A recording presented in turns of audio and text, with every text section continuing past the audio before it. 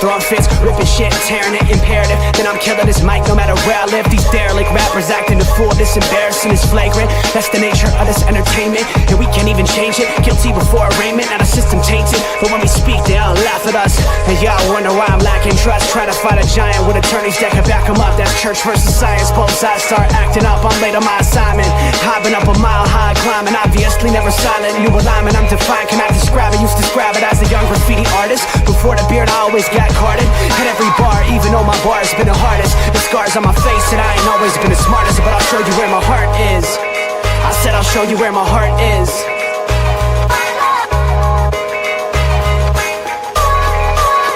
I can show you where my heart's at. See it on my sleeve, even if the beat stops my soul. Ladies and gentlemen, it's Tuesday. Welcome to another episode of Sports Nonsense and Whiskey. Fellas, Pinky, Robert, how we doing this evening, good sirs? We are excellent. It's Tuesday. Just want to show off my bling, boys. Got my bling. Guy offered $50 to buy that off of Hannah. Oh yeah? Yep. Turned him down, huh? She did. I wasn't there, so I didn't get the chance. I think I would have taken the $50, but that's because you were already wearing one that was like 8 times bigger. Yeah. Well, there is that. There is that. You're like, yeah, I'll sell the little one. But yeah, it's cool. It's a cool little free gift. It's actually heavy. It's just like they don't really give you enough chain for a dude with a fat neck. I put it on. I can wear it, but it's like right here on me. Yeah. So nice. Yeah. That's Woo! Wear that. Let's go, boys. Let's talk some NFL. Let's do it. Well. I mean, I don't usually rep the home team this hard because I try not to show our blatant bias at times, you know? Like, hey, I'm just representing. Look, for a hot second, because I'm sure this topic's going to get all sorts of helter-skelter, given the fact the game was what it was. And before you get into telling us your experience since you were in the stadium, I want to a little bit serious. I've said this before. I feel like this game only emphasizes these issues even more, and it's worrisome. The play calling from Sean Payton, the inconsistent run game. And what I mean by that is there is a run game, but the best way I can explain it is that he's not calling runs for positive yards to score points. He's calling them to strictly set up a pass play. And those pass plays usually seem to be the ones that he calls the big hitters, that he says they need to hit 1 to 3 a game. So it's like he's playing like what do they call it? 4D chess, 3D chess, but everybody else is just playing chess. Right. Like it's just a chessboard, okay? So all these other things you're trying to do and accomplish, those rules don't exist, so it doesn't matter. So I don't know how else to explain it. Like he's the smartest guy in the room and he has to keep proving it to everybody. Just the play calling does not work. And then all of a sudden the defense changes in the fourth quarter because they're down, and then Bo Nix takes advantage of it. Guys make a couple catches and everything seems to click. I'm worried as an objective analyst from what I see, and even more so as a Broncos fan, because it feels like fool's gold right now, a little bit. The defense hasn't exactly been stellar, like everybody thought they were going to be the number 1 shutdown defense in the league. And the offense is very hit or miss. And I do believe a majority of that is just from play calling that just is not, I don't want to say it's not good, it's just not, it's not cohesive. It doesn't feel like it's an identity-rich type of game plan. And that's a problem when you start getting deeper into the season. I will punch Sean Payton right in the face if he calls another quick screen to a wide receiver without wide receivers that can block. He called that like 6 times. Okay. I literally Piggy's was ready to throw down. Yeah. I'm serious, bro. Like when that play doesn't work the first 2-3 times, and you call it again and again, and on our drive that we had to go take the lead, the first play of the series was a quick screen. Obviously, our wide receivers have not figured out how to block that properly, because that play can work. It worked last year with Marvin Mims when we would throw it to him real quick and we get blocking. It hasn't worked yet this season. Don't you think that only lends to my point that the plays aren't necessarily being called for that moment, more so setting up something in the future? Like that's what it just has a feel of. Like I don't know how else to explain it, because it's an inconsistent offense that's not inconsistent. Like they run the ball enough times to where if you look at the box score, you'd be like, okay, they ran the ball. But when you watch the game, you go, well, that wasn't really a time to run the ball. Or that wasn't a... Why would you make that run play in that down and distance? Or given what you just did, or given what the defense has out, like nothing seems to make a whole lot of sense when they're calling the plays. Yeah, Sean Payton's got me. There's I no mean, Sean chemistry. Payton's got everyone frustrated. The Denver media, like one of the DMAC, who like most people dislike, literally asked Sean Payton, like, have you thought about giving up play calling duties? Like he called him straight up, and like part of me's like, yeah, let's do that. Let's try something different, because this obviously isn't working. For those that don't know local Denver media, DMAC would be the Denver local media equivalent of a Colin Cowherd or a Skip Bayless, a Stephen A. He's going to fire off some hot takes. Not everything he says is untrue by any means. Not quite. He says Nick the quiet Wright things level. out loud sometimes, but he very much says things in a way that seem to get under people's skin. Very much so. So for him to ask that question to the head coach, you see where Pinky's going with that. Pinky, what was that atmosphere like? No, don't tell us what you did that day, how it went. I want to know what the atmosphere was like from the beginning of that game and then the ebb and flow of it through till the end. Oh man, to start the game, we were hyped. Poor K. What could have started the game against the Giants so fired up? I mean, we've got the Super Bowl 50 champs in the house. We've got Demaryius Thomas getting inducted in the Ring of Fame. So the fans that were there have this like, okay, we're going to have a day. This is like Broncos homecoming, and we about to whoop that ass. That's what the vibe was like. And then it quickly changed. How quickly did that vibe change? I mean, I think it changed after the second touchdown. Yeah, for sure. The boos started coming out after the Broncos couldn't do anything on offense at all, and the boo birds came out. And again, it's just weird stuff. And I will say, like, the refs, they were calling some really ticky-tack stuff and then not calling it on the other end in certain situations. Pinky, you know how I feel about the lazy narrative of the refs ever bringing it up. Unless you're the was it the Saints with the most egregious pass interference call we've ever seen ever to not get called in the playoffs against, was it Minnesota? That was New Orleans and LA. New Orleans, LA. Outside of that, legitimately, outside of that, I cannot think of another call that truly decides a game to where I want to hear anybody talk about the refs ever. Like, the players have so many opportunities to decide a game within the time frame and inside the lines.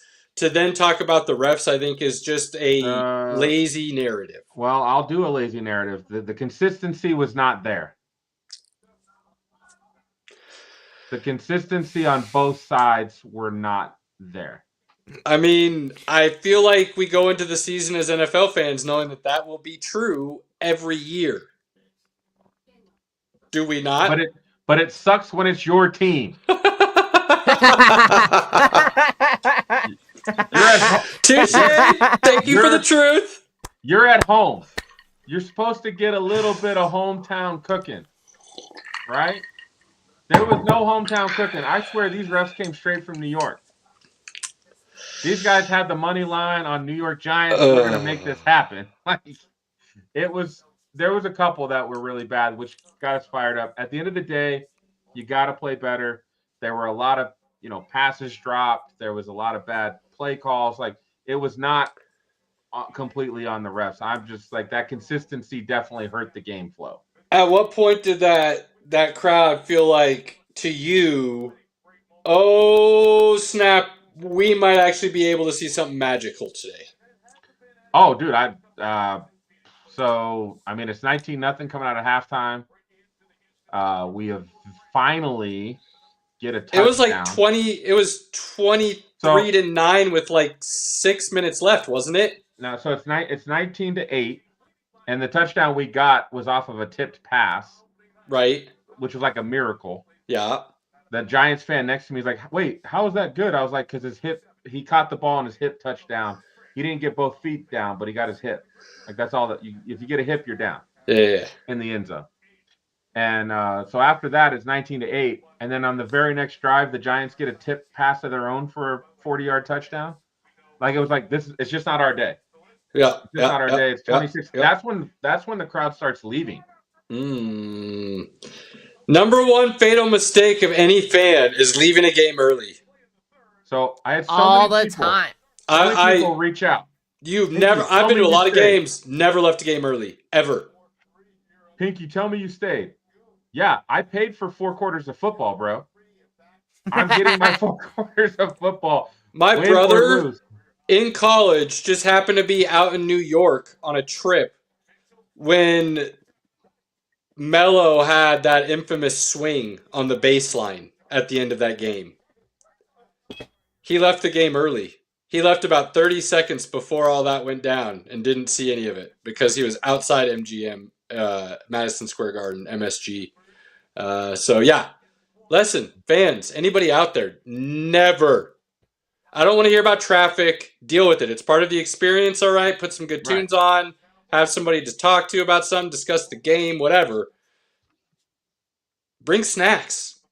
After party in your car before and let the traffic go and then leave. Like, don't leave the game early. Anyway, sorry. PSA. Pinky, continue. So, 6 minutes left, like that 26-8, right? 23-8, whatever it was. Like, 26 people are leaving. 5 minutes left. And then we scored. And then the interception is when the crowd got back into it. They put the Broncos down to like the 12 or the 8 or something like that. The 20. Yeah, something like that. That's when all of a sudden everybody's like, wait a second. Timeouts, time. We score here, things could change. You could feel it at that moment. Yeah. Because we knew short field, you score, it's 26. We'd already gotten the extra point, so it was 26-23. Yeah. When we scored that touchdown. And that's when the crowd was like, oh, that's 3 points. We can do this. There's still 3.5. There was like 3.5 minutes left. And we had all of our timeouts. Yeah. So that was the moment that the crowd started going, okay. And then sure enough, we got the ball back. And that's when the crowd was like, oh, this is happening. What was that dip like when they took the lead and then lost the lead? Oh, dude, when that PI happened, I think everyone in the stadium lost their mind. Lost their mind. And I know it's not the same view on TV because you guys got a better view than what we get when you're up in the stands. And they've got the video board, but, they don't slow it down and give you all the angles. But I was like, that looks like a good pass breakup. He turns his head. He's got the receivers coming over the top of him. Like, that's on the receiver, not on Riley. It looked really bad, in my opinion. And at that moment, I went, well, screw it. Let him score. There was about 40 seconds left. I was like, let them score so we get the ball back because we're out If of Jackson timeouts. Dart doesn't, if they overturn that first down touchdown with him stretching out to the goal line, if they overturn that, there's a good chance the Broncos don't win because the amount of time that would have ran off the clock then at that point, not having timeouts left to burn after to get the clock to stop there, it would have been. I have no doubt they would have pushed it in with like 10 seconds left. Yeah, it would have been bad. It would have been bad. So, yeah, you talk about the refs, but then there's that whole saying, the ball don't lie. And it has a way of correcting the situation naturally, right? Like, and then you get some luck involved to win some games. They missed 2 extra points. They missed a 2-point conversion. So now, did that kicker get fired yet? Yeah, he's already been released. Okay, yes. cool. Yeah. Pinky, so was it Mims caught the ball down the middle? Which wasn't even going to him? Yeah, at that point, what was the feeling? Did it get nervous, silent? Was it like, oh boy, oh boy? We were silent, but you could feel it in the stadium. We're gonna win this thing. There's belief energy just underneath that. Yeah, as soon as he caught that ball, and then when Sutton got the ball right after that to get it even closer, money. Let's go. Get the ball back to the ref. Let's spike this thing and let's win this game. So I can relate to all of this very similarly for a CU Nebraska game in Nebraska, where Henry ends up kicking a late field goal. Nebraska came from behind. The up and down of the energy, and then the absurd eruption of elation energy when the field goal goes through. How insane was Mile High when that field goal went through those uprights at the end of the game? What's crazy, so from my angle, I couldn't even tell if it was good or not. I had to wait for the crowd to go off to start cheering. And again, there's a lot less people in the crowd at this point. Our area had kind of thinned out. The Giants fans were able to go down a row, so they weren't right next to me as I kept jumping up and down. Nice guys. They followed us on Facebook, so that was cool. I can't even imagine in my wildest dreams something like that happening. It's just to score 33 points in the fourth quarter. It's absurd. To be, and I will tell you, the moment I was truly hating the Broncos, like hating. We know. We got the text. We got the old, I hate you so much, this has to turn around message. Yeah. The Super Bowl 50 team is coming out at halftime. They introduced the defense. We got Wade Phillips. You got DeMarcus Ware with the trophy. They're coming out. Then the offense comes out. You got Peyton. You got Emmanuel Sanders wearing a bright orange DT jersey when everybody else was in white. Emmanuel Sanders is saying really, really nice things about DT, about the player he was, the person he was. And then they unveil his thing. And all I can think about is our team's playing so shitty, I can't even enjoy this. Oh. Like that was the best part of the game at the moment. Down 19-0 watching this, and I'm not even enjoying it because I'm so pissed off. That's brutal. So that's how epically bad this was. This is why I would punch Sean Payton in the face. Okay, yeah. Like I'd literally be like, making you feel that way, right? Yeah. Yeah. For Giants, scrappy team, Scatterboo's fun, Dart's fun. He can throw on the run. There was a lot of things, but that game plan we had was awful. Awful. And I punch him in the face. I'm glad the Broncos won. I'm glad I can talk about it now. I'm glad we saw some history. But I hate feeling that way. I don't want to feel that again. I just don't. I can understand that. Look, there are so many stats. I'm sure if you're a football fan, you've heard all of them by now. If you haven't, I highly recommend go looking them up because nobody's ever thrown for 2 and rushed for 2 in a fourth quarter. Knicks did it. The 33 points in the fourth quarter, the comeback, the times in which the score changed. Like, there's a lot of crazy things that took place in just like basically the last 9 minutes of that fourth quarter. that have never been done. One thing had only been done once before. It's wild. So I'm not going to throw them all out there, especially if people aren't Broncos fans or to even saddened Giants fans and make you relive it. But it's pretty wild. So worth a little bit of a deep dive there. Before we jump into the rest of the NFL, I do want people to know we've got our boy Greg coming on tonight. Talk a lot of NBA the last half hour of the show. So if you really do want to watch the basketball, that is the last 30 minutes. We go for an hour and a half. So from our hour mark to the last 30, you get what I'm saying. We're going to be talking basketball heavy. And then we've still got hopefully a little bit of college, hopefully a little bit of F1, hopefully a little bit of UFC, hopefully a little bit of baseball. Basically just mention them and running away. But we're going to try to hit some things. But we do have some NFL. I wanted to make sure that people kind of knew where we were going tonight because we're all over the place. As soon as we're done with NFL, we're going to get a dip decent into nonsense as well before we hit everything else. So crazy busy show, lot to hit. We're not going to have time for all of it. We already know that. We know how we are. There's a reason we hold ourselves to the hour and a half now because if we didn't, we've done this before. We've learned our lesson. For hours. Yeah, we've learned our lesson. So there's the rundown for everybody, but I wanted to get the Broncos out of the way. Look, it's our home team. We're not going to hide that. We try to be honest about the situation. That's why we started off seriously and then allowed the personal to then take over. They've got to play better this weekend or they're going to get their asses whooped. The Cowboys' offense is no joke right now. Remember when I told you before the season started that could be the best offense in the league? You may have said that, yeah. New take, and I'm hearing this go all the way around, so it's not like I'm saying this first, but I've been thinking it from the moment I watched CD catch that ball. Are they the best wide receiver duo in the league now? I mean, we talked about Tampa's wide receiver duo. I guess no, I'm not talking about core. I'm talking about the duo because everybody usually tries to go Chase and Higgins, which we don't really argue with. But there's Devontae Smith and AJ Brown. I mean, there's. I'm not going to go through all of them right now because we kind of talked about this before. But is CD and Pickens the best wide receiver duo in the league? So it's.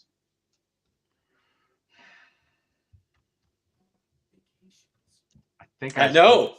You got Puka Devontae. I mean, there's a number of them out there. I think I'd still take Chase and Higgins. The gap's not. It's not a big gap. No, not a big gap because I still like Jefferson and Addison too, up in Minnesota. Another one I didn't mention. I'm just saying there's a lot of them that you could kind of run down the list right now. But you say that, and you said that at the beginning of the year, people probably would have laughed at you, even though I've talked about how dangerous Pickens is. I remember when he came out of the draft, I said that might be the best wide receiver in that draft. You did. Kudos. Thank you. Look, if I see some talent that I truly think is that tier, I don't mind saying it, right? He didn't prove me right the first couple of years in Pittsburgh. He showed some flashes, right? But not necessarily consistency. The head case issue people wanted to talk about maybe was a problem. I would make the case that he's probably the best, deep ball 50-50 catcher. Boy, the way he tracks the ball, especially when it's over his shoulder, is pretty wild. He's fantastic at that. Moving over to Dallas, Broncos got to play their game. Biggest surprise of the season, Pinky, I know is the big topic you wanted to discuss tonight. I'm glad you gave us the perfect segue into that because I don't think it is, but I think some people might think the Dallas Cowboys and the way that offense is playing is the biggest surprise in the league this year. This whole season is the biggest surprise in the league this year. Yes, dude. Solid. What do you mean? Solid. Well, Robert, it doesn't normally take us to week 8 to figure out that we don't know shit, but here we are. We don't know shit. The Cowboys are an interesting team. If you look at their record, it's not great. Still, I think they're 3-4-1 at the moment. So they're not great, but they've had those moments where they look really good. I mean, they just lost to Carolina the week before. So I don't know who the Cowboys are. I don't. They're an imposter. So we'll see this weekend. I think both teams, this is kind of a measuring stick game for both teams. Can the Broncos offense do anything? The Dallas defense pretty much is a sieve. You can score on them. Can the Broncos defense actually shut down someone? Because they haven't, besides the Bengals and Jake Browning, they haven't really shut down anybody. You got to run the ball against Dallas, though, to score on them. You have to run the ball consistently, and then that opens everything else up. You can throw all day. Like Trayvon Diggs and Deron Bland are just literally, they're not great. You can throw on Dallas pretty easy. We'll see. Their whole defense as a whole. It's not great. Eberflus as a play caller is not good. No. We've discussed that before, though. No need to jump into that even further. Colts. I was going to say, biggest surprise of the season is, I think, and anybody saying otherwise, is Daniel Jones, and then right behind Daniel Jones is the Colts as a team as a whole. I thought, I do know, we'll give you kudos that you did say they would be better than we thought they would be. You did say that. I didn't think Daniel Jones, look, thank you. But I will also say I didn't think Daniel Jones was going to be a savior of the franchise to where they should be considering right now signing him to a long-term extension. And I'll be honest, I say that, Pinky, and I'm not, again, we don't do hot takes, right? We just say how we truly feel and believe. After what Minnesota just witnessed have happened to them with Sam Darnold, I wouldn't want to see my franchise repeat something of that nature. I'd make sure I have a deal done that keeps Daniel Jones in my building at least for the next 3 years or so. Do a 3-year deal, and you can get out after 2, something like that if you need it. What does it got to be? 3-year, 120? Probably. Probably about 100 of that guaranteed. 90. 9, yeah, probably close to that. I wouldn't be mad at that if I was an Indy fan right now. Yeah, the problem I think you have is the whole thing runs through Jonathan Taylor. As long as Jonathan Taylor is healthy and he is basically the best back in the league right now, everything's humming. If Taylor's not there, I think we're having a different conversation. So if you know that, what do you do in the draft then? Well, you keep drafting O-linemen and you maybe pick up another running back. I'd be looking at a 2-3 O-lineman. I'd be looking at 2 to 3 running backs. That'd be my draft. The defense is maybe it's not great by any means, but I can figure out some free agency to fill holes on the defense, and I'll do that. I will devote the draft to young, offensive, run-the-ball pieces. Because if that's what's going to make this work, and Daniel Jones is going to be above average, and he's playing top 5 right now, okay? He's playing top 5 quarterback in the league right now. But if he's above average, you can win this way. Why would you not make sure if something happened, you can plug and play those and keep going, right? He's playing really good football. I know there's still people out there trying to hate on the Colts. Like, they haven't played anybody. They technically beat Denver on a stupid penalty. Like, what's your favorite phrase about Carson Beck? Well, for a lot of quarterbacks, they turn back into a pumpkin. Because I feel like you and I vary differently quite a bit on this of when we deem we no longer have to feel that way about someone. Has Daniel Jones shown you enough where you feel like in this situation, if he stays with the Colts, you don't have to worry about him turning into a pumpkin again? Or do you still... Because I know you were waiting for Darnold to do that this year, and even you were like, all right, him and JSN are pretty much money. He's going to be fine. Well, they've so you were still waiting on Darnold even, and you still maybe hold a little bit for Darnold. Like, where do you stand with Jones? Well, so I think Darnold, Jones, those guys, it looks like when you run the football and you protect them, they're pretty damn good. They're pretty damn good. But I do see, like, even when Darnold gets pressured, he has his moments, which a lot of quarterbacks do. There's not a lot of elite quarterbacks that under pressure are still pretty damn good. This statement alone, I know, is going to cause a lot of people to just call me an idiot. You're an idiot. I'm just kidding. Would you not put Jared Goff in the exact same category and tier as those two quarterbacks? I would. I absolutely would. And I like Jared Goff a lot. But I've seen him fold under pressure. That, like, when you too many times. Goff, last night, what happened to Baker Mayfield? That Lions defensive line had pressure on him all night. Hey, Lions fans, Aiden Hutchinson, I apologize. It was never meant to be cruel. Boy, you freak of nature, boy. You go do work, son. Hot damn. They got Aiden that Hutchinson's inside, a beast. They got that inside D lineman back that really helped because he tore an ACL last year, and he just came back for his first game. And that defensive line looked like a completely different line last night. It's going to be scary. That defense stays healthy. They could be scary come the end of the year. And Baker, we had Baker as an MVP candidate. I think he's still in the conversation, but he was under pressure, and he kind of folded under that pressure last night. So I am not going to keep waiting for Sam Darnold to turn back into a pumpkin. I am going to agree that when they run the football, they protect him. He knows where JSN is, and he's able to get the ball to him. He's going. Would you give credit to the fact that the dude's got some arm talent that maybe people didn't want to discuss earlier? Because a couple of those throws he made last night, I was like, God damn. There was one that was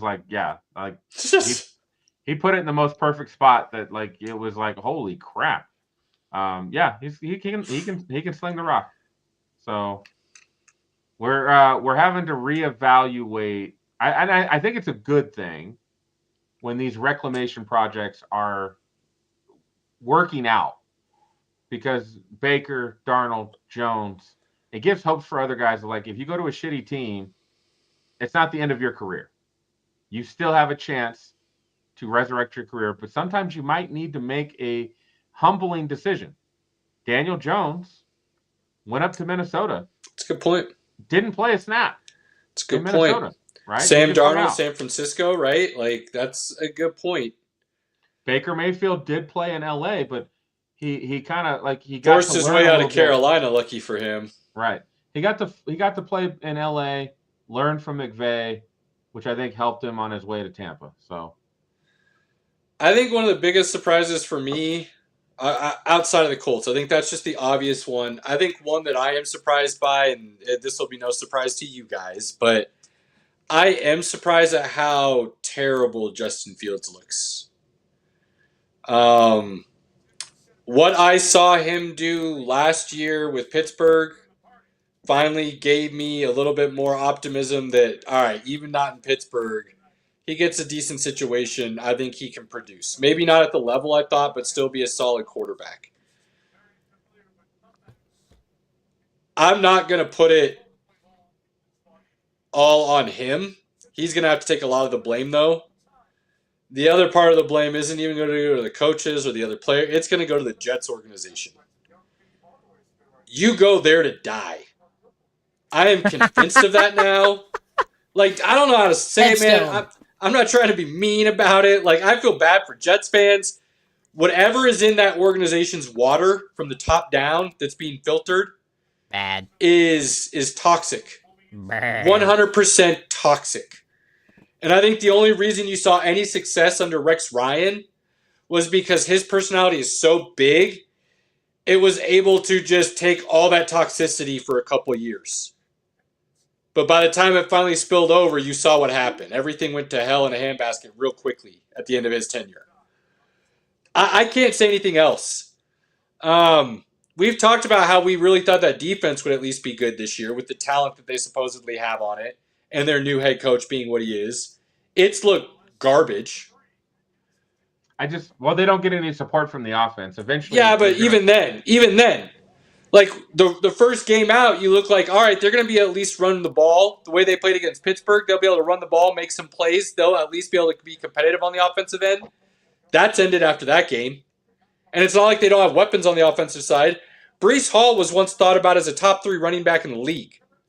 Garrett Wilson was talked about as an up-and-coming wide receiver, potential with top 3 in the league, competing with Chase and Jefferson. They've drafted a couple young wide receivers. They've drafted a bunch of offensive linemen who have gotten injured consistently. Fields has to play better.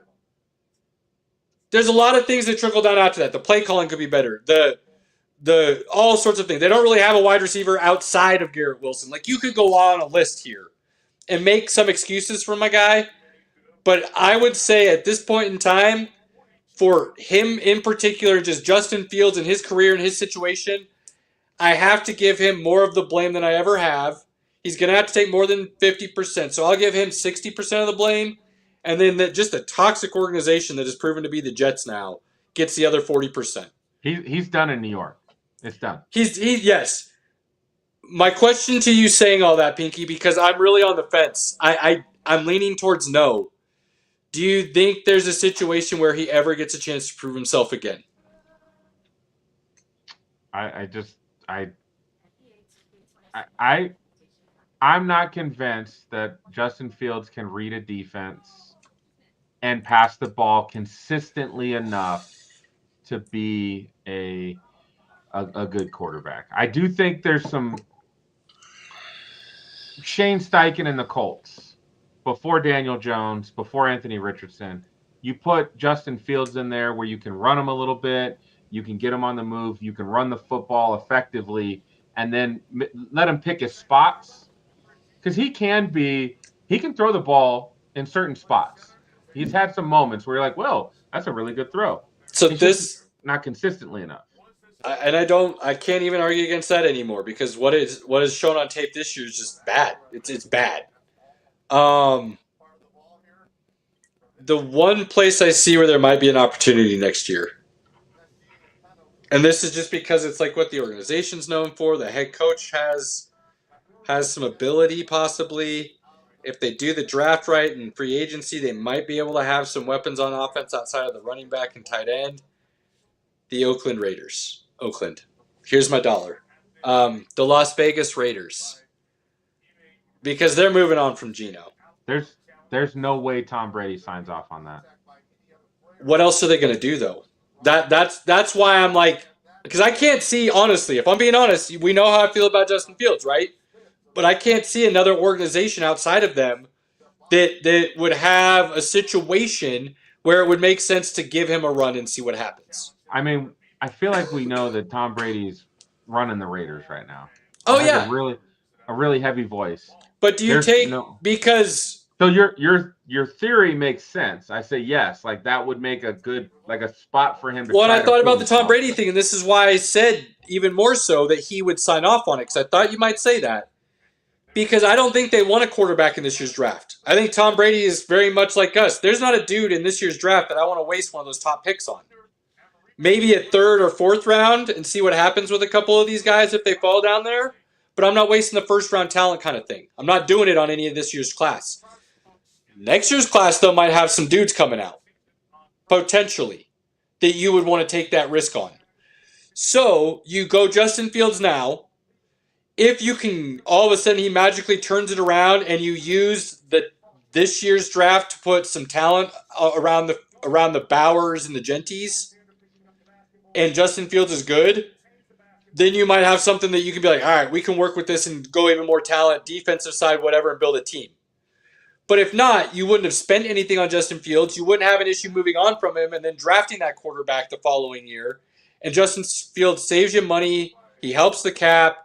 Like, to me, it does sound like something Brady would be okay with signing off on.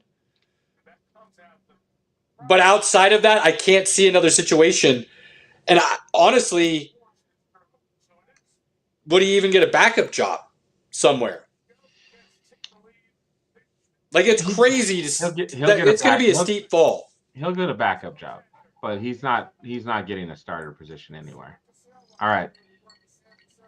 Any last thing, Robert? Nonsense. No, we can just skip. Oh no, we're gonna do nonsense next. That's what we're doing. But any other surprises for this season? We got like 40 seconds. Robert says no. He loves the Lions. The Lions are back. Lions. Yeah, I mean they got destroyed by the Chiefs, but now they're back.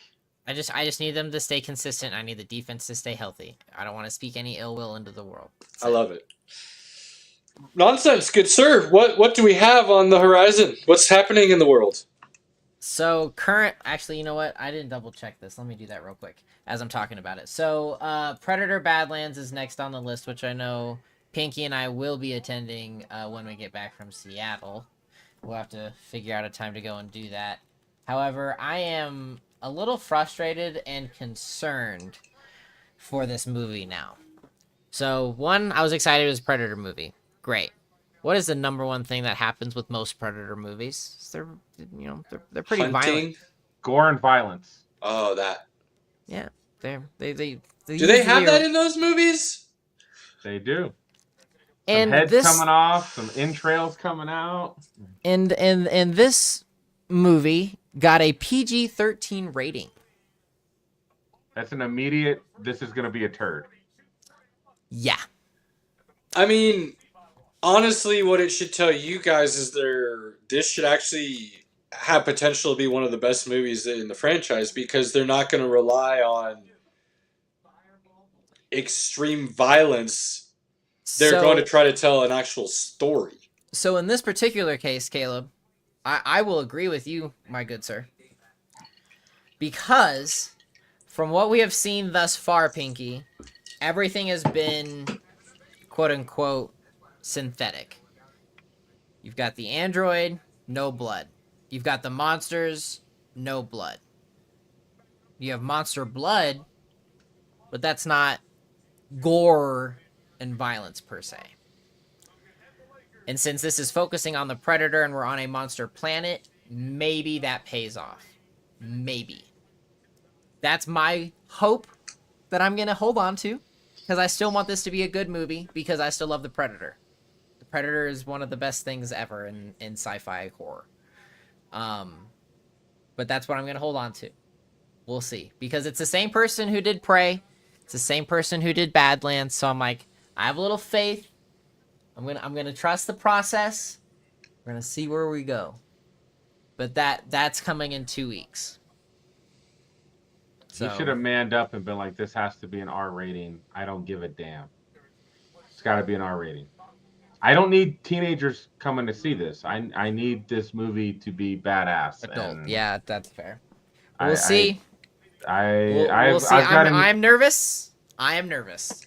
I've got an issue with it. Anytime movies put a restriction on themselves with a character / like the overall vibe of the Predator is violent. Some of the best songs in the history of man were because they were censored to a point where they had to be more creative about the way they told their story. Just saying. I mean, we'll see. We're that's classic rock and roll. We ain't talking movies. There's a whole different thing. Hey, one of the best movies, or arguably the best movie in history, one of the two best.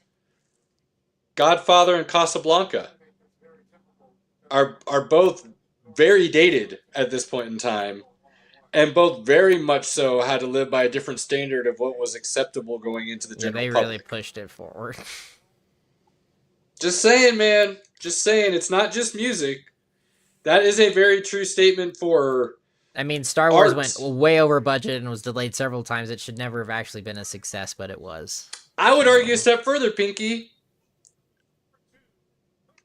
Rarely does great art come from times of full accessibility and no struggle.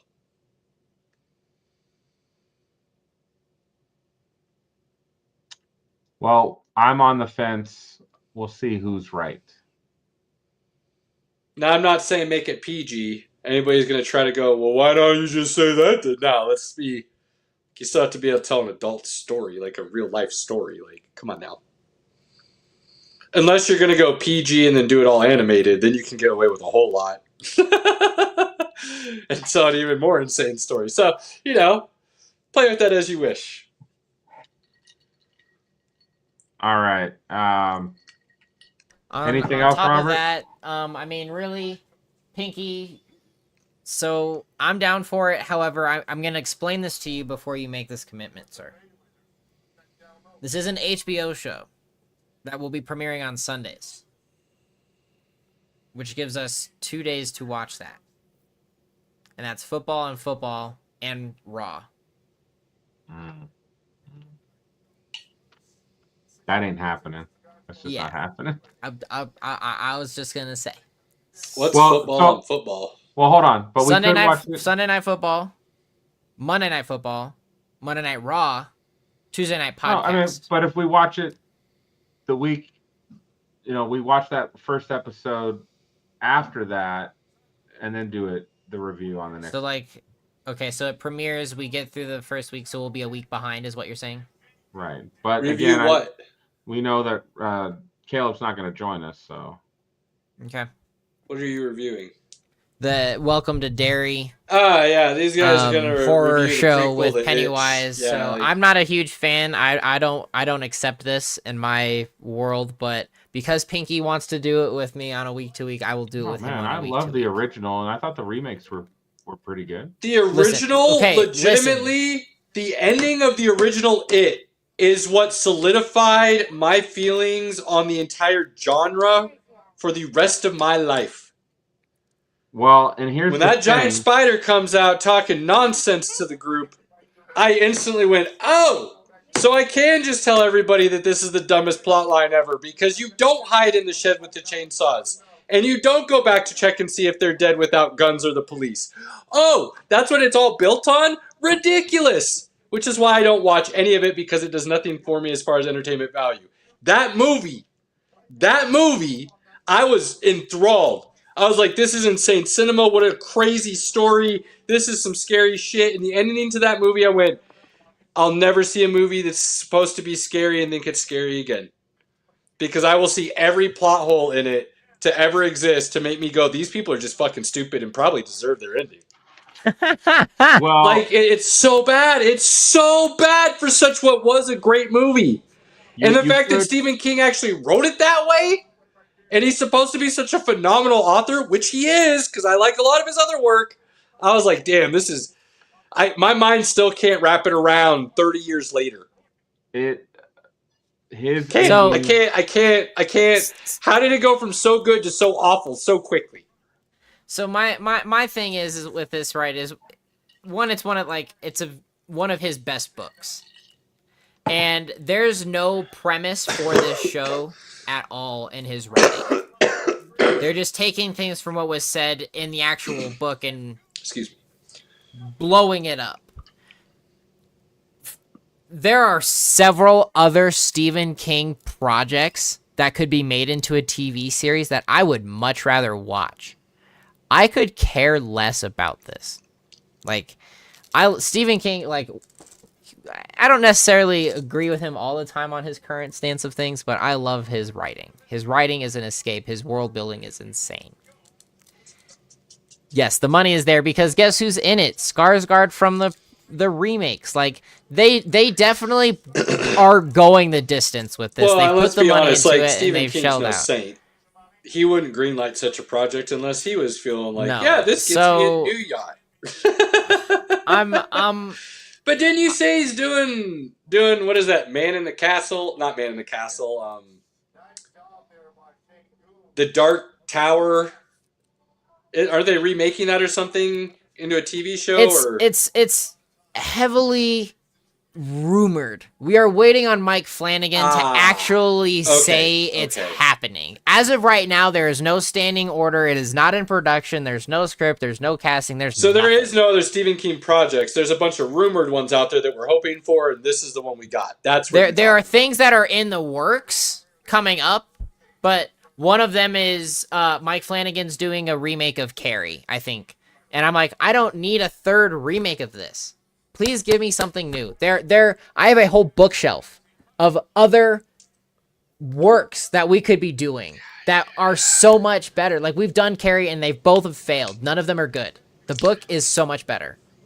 If we're going to do them, let's do it right. And if Mike Flanagan's in charge of it, he has my absolute hope and praise because if he can get Stephen King. So if he can do Carrie right and we can get to Dark Tower finally, maybe. But I don't know. I'm tired of these repetitive things that we've already done over and over and over. Something new. Okay, I like that. You know how I feel about originality in Hollywood. So, I'm Pinky. I was going to wait for it to come out, but I will review it with you. I'm looking forward to watching it and going through my takes on it. and we'll see where we go. But you myself, guys, please do, and then when it's done, we'll try to find something that all of us are back on. I myself, it goes into like the acolyte side of it for me. Like it's out there, it's calling itself Star Wars and Stephen King, but I can't. Like, yeah, that's no. But I'm gonna watch it because I have to. Did the rumor I see today about George Lucas hold any weight to you, Robert? I saw that. I don't know. I haven't done any research yet. Okay, I won't say anything more. All right. I've seen it. We'll expand on that later when I was that not very interesting. I'm on very so many intrigued. Levels. I'm like, what are we gonna do? Very interesting. Very interesting. So we'll see. We'll see. 10 minutes. Let's do some quick hitters. All right. You want some quick? Well, real fast. Was there any other nonsense you wanted to? We can quick hit in 5 if we have to. We'll just mention. But I really don't have any other nonsense things. We're gonna watch Gen V. We'll probably discuss that here in a couple of weeks once we all get through it. Otherwise, movies are kind of at a lull. Predator's out in 2 weeks. We're gonna be in Seattle, so we won't be getting to see that for a while. And then we get into December and whatnot. Oh, we have the Running Man at the end of the month, so there's that too. That should be fun. Okay. Yep. Word. Pinky, first quick hitter you want to go. Where? World Series, baby. Oh my goodness. Was that game 7 last night fire or what? That was crazy. Mariners, I need Mariners you to fans, GTFO. just Pack crying. up. Just You crying. suck. You break my heart. That was brutal. That was a brutal way to lose, but George Springer... Breaking my heart. Hang on, I want to see. I think I snapped a photo of this. I might not have. Did it really matter who won Game 7? Because I feel like either team was going to get just freaking rolled by the Dodgers. Yeah. Oh, here, George Springer. This blew my mind in the history of Major League Baseball. Which, honestly, the stats of that game as a whole never cease to amaze me. The amount of stats there are for Major League Baseball and how it can blow your mind so easily is just awesome. But this is crazy to me. Most career postseason home runs. Just off the top of your head, Pinky, name a couple guys that you would expect to see on there. Reggie Jackson. No. Well, shit. Damn, can't believe this Rockets game's an OT. Yeah. Doing good for Pinky's bet. Back to baseball, Pinky, quickly. These are supposed to be quick hitters. A couple of names you would expect to see all-time Major League postseason home run list. Barry Bonds. No. Big Papi. No, but getting warmer. No Babe Ruth. No Roger Maris. No Lou Gehrig. No Joe DiMaggio. None of those guys. Mickey Mantle. No. No.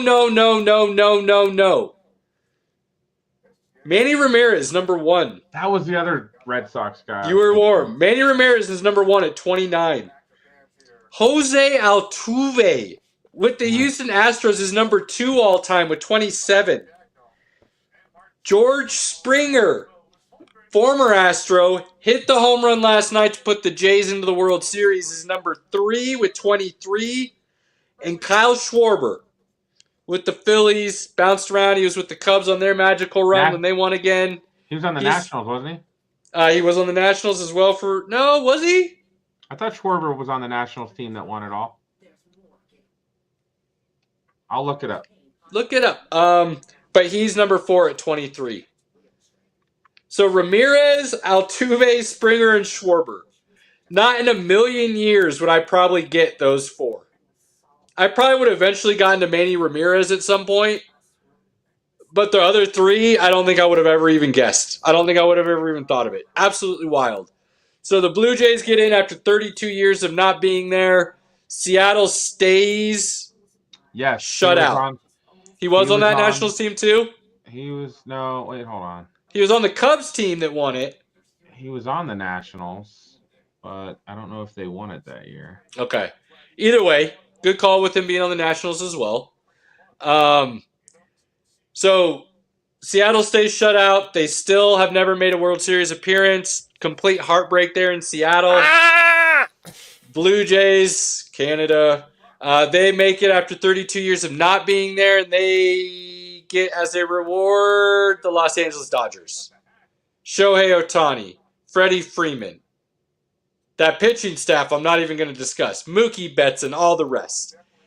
Good luck. Good luck, Toronto. I got LA in 5. I'll give Toronto a game at home. LA in 5. Damn. You heard it here, folks. Caleb has spoken. And look, I'm not a Dodgers fan, but we know how I feel about Ohtani. And so I'm rooting for that guy. If I'm being honest. He's your Nebraska baseball version. That's kind of probably close. That's not bad. Yeah. I like Ohtani a lot. I like him a lot. Ohtani Next up, quick hitter. Is on another level. Say what? Ohtani's on another level. Oh, yeah. For sure. Next quick hitter. We got a big UFC fight this weekend. Ladies and gentlemen, we finally get to see a heavyweight bout that matters, that we actually care about, for the simple fact that the division gets to move forward. Now, it can move forward in a big way, or it gets to take what some may argue is a major step back. If Aspinall wins in dominant fashion, like a lot of us believe he's going to, he's going to wreck game. Then we get to continue to have our little fun with the conversation and the fact that John Jones is a duck. And there won't be any other way to see it. However, if we're being truthful, we want to talk about all outcomes. If Aspinall loses to Gagne, that division gets set back in an epic proportional way. And how long it takes to recover will be a whole other story. But big fight this weekend. Big fight. And I really want to see what Aspinall does. Very excited about that. Can't wait to see what happens. Oh boy, when heavyweights are heavyweights, man, and that division's rolling, boxing, UFC, there's not much else like it. Not much else like it. Let's go, baby. Let's put on a show, UFC. Let's let this be a card that actually is worth watching. Pinky, next! F1, baby. What happened, boys? Bro, Max, unstoppable. Max happened. Max happened! So, first off, I love, one of the big things that we always talk about is family. And I got into this on a fluke with one of my buddies just showing me it, and I was like, yeah, I'm all in. And that has spilled over into my nieces and nephews, to where my nephew has now said that he wants to either, and I haven't gotten clarity on this, if he wants to be either a F1 race car driver for Halloween, specifically a Red Bull driver, or if he wants to be the actual car, and they would make him a costume. Yeah. And I'm like, okay. Either way, go. Either way. So it's as much as I am a Mercedes person through and through, I have to have that soft spot because my nieces and nephews, for whatever reason, are attached to that. That is the car. So, getting to call my niece and I'm like, hey, baby girl, guess who won the race today? Is it the Red Bull race car? Yeah. And then she gets all excited and jumps up and down. It's no surprise. Red Bull gives you wings, baby. Heck yeah. Yeah, love that. So two big things I took away from this weekend. You tell me if you're thinking the same thing. One, and everybody's kind of thought it for a while. We've discussed it as well, but Max legitimately has a chance to do something absolutely absurd. And honestly, if he does cement himself as the greatest F1 driver in the history of the sport, it would be hard to argue against that. I've learned enough about the history at this point where I feel like I could make that statement and there would be enough support that not a lot of people are going to just call me an idiot. Let's go. The second thing I will say, which that's a huge storyline. Can't wait to watch that and see how that unfolds the rest of the season. But Mexico to go with on that, Sunday. The other part of that storyline that goes with why it would be so epic for Max is because the papaya rules are no longer a thing. And what I mean by that is Oscar has now evened it up. And I'm not saying that was Oscar's fault, but I didn't believe any of the other ones were really Lando's fault per se. It was just racing, and it happened to be those two next to each other that it happened with. Piastri tried to make a move. He tried to duck back inside when everybody else was going out. There wasn't room there for anybody, and it caused an issue. And it put them both out of the race early in the sprint, and it caused the ability for Max to gain some points that otherwise he shouldn't have had. Because of that, I believe everything's even now in the world of McLaren. And just race, guys. Neither one of you, in my opinion, have done anything dirty. There's been some unfortunate luck that it's been against teammates, but it is what it is. If you're going to be at the top of the pack consistently fighting for the top spot, that should be expected. And me personally, as somebody who grew up playing sports and loving competition, I don't care if it's my best friend or my worst enemy. If we step between those lines, my expectation is you're going to give it your all fairly against me, and I'm going to do the same because I want to know who's truly better. And as long as it's within the rules of the game, even if you push it right up to the limit, I'm okay with pushing it right up to the limit. As long as it's within the lines and the rules of the game, let's go. Let's do this. And I feel like that's what's happened all year with McLaren, and it's what I expect to see the rest of the way without any favoritism going forward now. Yeah. Although I was disappointed that Kimi got taken out this weekend as well from Mercedes. That was a big hurt. That was a big hit to the overall. Who took him out? Well, I think it was Carlos Sainz. Was it Sainz? I couldn't remember. I'm pretty sure it was Sainz. Let me double check.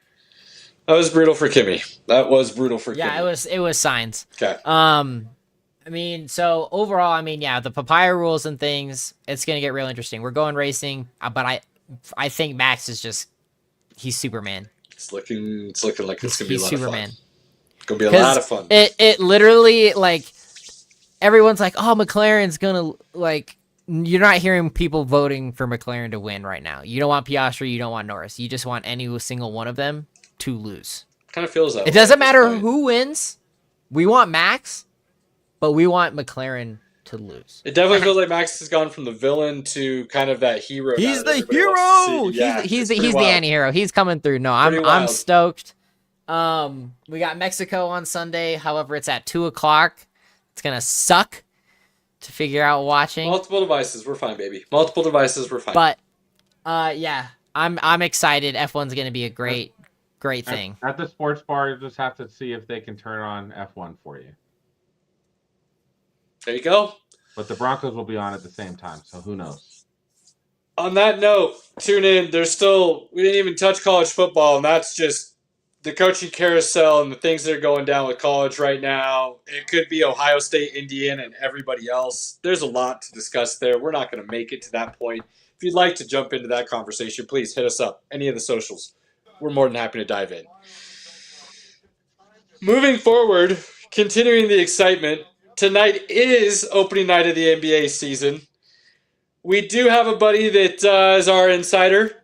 He does a little bit of a writing for a publication him and some buddies have put together for an NBA team that not many people have heard of out there in the West Coast. It's called Sacramento Kings. Can't wait to discuss the NBA with him. Without further ado, our good buddy, Pinky, if you wouldn't mind bringing him into the fold. One of the lead writers for the King's Herald, Greg Wissinger.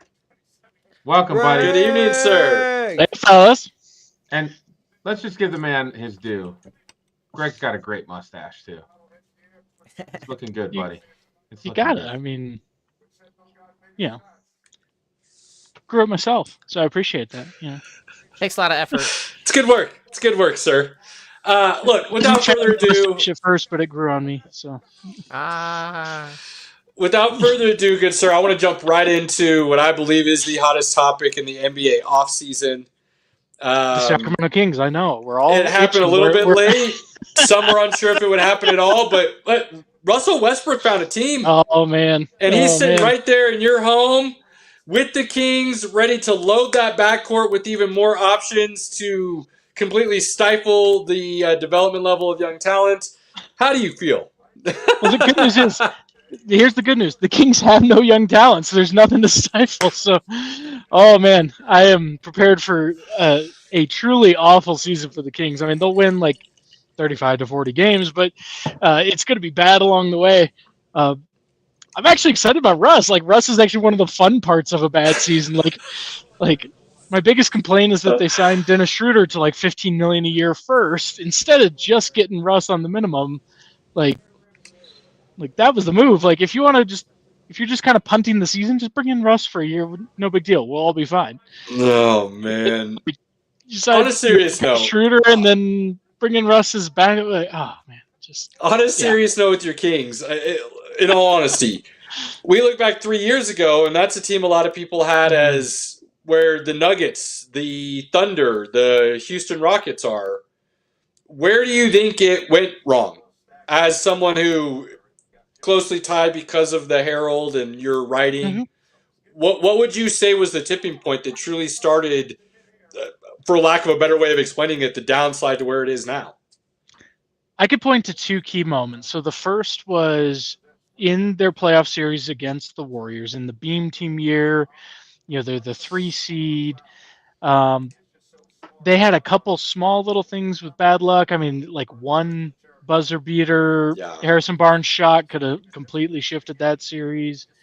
But really, like De'Aaron Fox breaking his finger, like with a couple games in that series, like I think that would have been a game changer. It's coulda, woulda, shoulda, who knows, right? I mean, the Warriors were never going to be an easy out. But I think that would have swung it. But the other big thing is I think they just blew it when they basically got scared of paying Siakam, and so that trade fell through. I mean, they basically had that as a done deal. Like it was, they were getting Siakam, who would have been the perfect complement for Fox and Sabonis. Like it really would have been great. And I mean, they still would have had Keegan. He was not going to be included in that deal. Like Keegan would have still had his space, whereas DeRozan coming in kind of ate all that up. Yeah. If they hadn't blown that deal, I think completely different trajectory, both for them and for, you know, obviously the Pacers. I mean, Siakam, no doubt. We saw how good he still is and how impactful he still is and how much he helped Halliburton and kind of taking the burden off him. Like, I think he would have done all those same things for the Kings. So those are kind of the key moments. And then, you know, really just last season's kind of panic button decision that, oh, we're worried that Fox might not like our extension offer, so we're going to trade him for pennies on the dollar at the deadline. And I mean, as a rough return, and now they're stuck with a roster that's old and expensive and doesn't fit together. And I honestly think I think if you like hooked them up to True Serum, the front office knows, the new front office that's in, I think they know that the season's going to suck, and it's just like, okay, we're just going to roll the ball out there with some exciting names that casual fans might get tricked into buying tickets to come see, and wait a year or two until the books are kind of reset and you have some options to do things. That's rough too as a fan base, because now you're hoping on new young talent through the drafts when you already had, you know, the Fox, Sabonis, Murray kind of young trifecta, if you will, that you could have built around. So, well, Halliburton was traded for Sabonis, so you can't. That one cancels each other out as far as I'm concerned. That's a rare win-win trade for both teams. Now, you look at the trajectory of both teams, and you could argue maybe they didn't make the right move, and that's a different conversation. But just the trade in a bubble was a rare win-win, I felt like, for the most part. It helped both franchises. And we're going to double overtime, baby. Let's go. We are. Jesus. I was watching the game, and then I had to like pause it to go do something, and I was like, oh, I got time to watch like the last minute or two before I hop on the pod. And then overtime, now double overtime. Yeah. Greg, I'm curious, game, what going into the season, what was your number one hot topic or favorite thing to be discussing, looking forward to with this upcoming season for the NBA? I'll be honest, like, it's the Denver Nuggets. I am planning on watching a lot more Nuggets games than Kings game this year, to be honest. Like, I just think they're going to be a really fun, much more interesting team to watch. I loved their off-season moves. I love the things that they did, and like I think that if anyone's going to challenge the Thunder, it's probably going to be them, or as we're seeing with double overtime, maybe the Rockets. I mean, what the Rockets are doing is really good, and I was really curious to see how it was going to look going into tonight. I was like, okay, this massive starting lineup. They obviously lost Fred VanVleet. Like, how's that going to look? How's it going to work? And it's working really well against a really good Thunder team. And I know the Thunder don't have Jalen Williams tonight, but like, it's still a really good team. And I've been very impressed with Houston. So I think Houston, Denver, OKC in the West, that's going to be, and I mean, Minnesota's still there. Like, that's going to be really fun to watch. Those four kind of jockey for position and how they play and how they do this season. I like that. What do you think Golden State's chances of making a move to make them a legitimate contender again? Do you think they do something to make that run, or do they just try to run it with what they have and the last couple of years of Steph Curry are anticlimactic? They don't have any ammunition to do anything else. Like, this is what the team is. Like, their final bullet in the chamber was getting Jimmy Butler, and it works great for them. They were really good after the trade last season, and they're going to be a really competitive team. They're probably not going to be top four in the West. They'll be good, not great. And as disappointing as it may seem, like, I think that's fine. Like, you had a really great thing for a lot of years with a great core. You've managed to keep 2 out of the 3 of the core. I mean, obviously Clay's gone, but you brought in Jimmy, who's a good fit on the same timeline, and like, there's nothing inherently wrong with like being at least a little competitive and going to the playoffs with the puncher's chance. And we always got Steph. Maybe he can light it up and we can steal a series. Like, Jimmy's always good in the playoffs. Like, it's all health. Like, those 3 are just too old. They're unlikely to stay healthy through the year. It's not like they're not built for the regular season for 82 games. Like, they're going to have to give guys rest. They're going to have to, someone's going to get banged up. Like, and they just don't have I don't think they have the depth. Does Steve Kerr finally say, Jonathan Kuminga I trust, or do they continue to stifle and move on from? I know he signed, what was it, the 2-year? 2-year with a team option on the back end or something like that. I mean, basically, the Warriors held firm, and Kuminga and his camp caved after a lot of big talk and restricted free agency. They basically signed a very Warriors-friendly contract. Like, that's the one piece they have. It's a contract meant to be moved. I just don't know how much you get for that. Like, well, they still need a big, right? If we're being serious to fully compete, they need a big. Horford. And what kind of bigs are on the market that will be available? They got Horford, who I think is a good fit for what they need out of their big man. Like, does he truly move that needle, though, at that position these days, though? I know it's a name, but does he still... I mean, is he really still a defensive... I almost feel like he's a defensive liability at this point of his career rather than an anchor like he used to be. He's not the anchor, but they don't need him to be. The anchor is Draymond. Like, that's your defensive anchor. That's fair. And what Horford can still do, he and Draymond will complement each other very well. Again, the issue there is just age and health and reliability and all that. Like, I don't think it's so much an issue that they need a big man. Like, I think he's fine.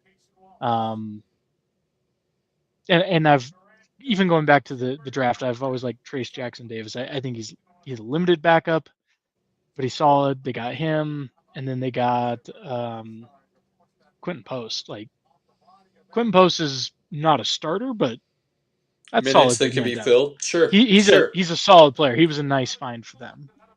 And like, I don't like the Warriors, so if I'm complimenting the guy on there, like, you know it's legit. Like, fair. Moving out east in almost a complete opposite situation, and instead of being at the end, looking to start, which would, if we're being honest, cause New York to go absolutely mad crazy. Do the Knicks, with the change at the head coaching position, finally take that step that so many have hoped they could? Because a lot of people said the reasons they had issues is the way Tibbs ran their guys into the ground, basically, Mm-hmm. and by the time deep playoff run came, they didn't have the gas to get it done. I mean, that's always been the crux of a Tibbs coach team. That's not going to be an excuse this year. Can they stay healthy enough? Their talent seems to be injured all the time. That seems to be an issue with them. What do you think about the New York Knicks? I mean, I think that Mike Brown also tends to use his starters a lot. Like, he was coach of the Kings before he got fired last season, so very familiar with the ins and outs and his shortcomings and flaws and all that.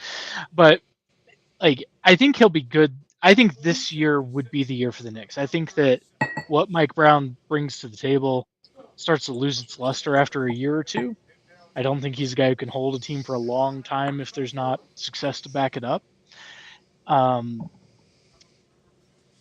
So there were some real interesting comments from Karl Anthony Towns a day or two ago about how he's not real sure how he fits in the offense, and it wasn't exactly the vote of confidence you're hoping for. But it was really funny though. Sometimes when that Tremendous guy gets a content. mic in front of him, you're like, you really just said that with your chest out too? You said that with your chest out. The biggest thing though was last year they had no depth, so they would get banged up from being played a lot, and they had some guys I liked on their bench, but no one who ever got any regular Right. minutes to where they were comfortable and could be relied on when it got to the playoffs. Absolutely. Which is what you need. I don't think Mike Brown will be as bad as Tibbs as far as running the guys into the ground and not giving them at least some opportunities. So I think that some of the signings they made this summer I really liked. Yabusele, Jordan Clarkson. Who's the other guy they got? I'm looking over the roster real quick. There's someone else they had. Getting Mitchell Robinson back.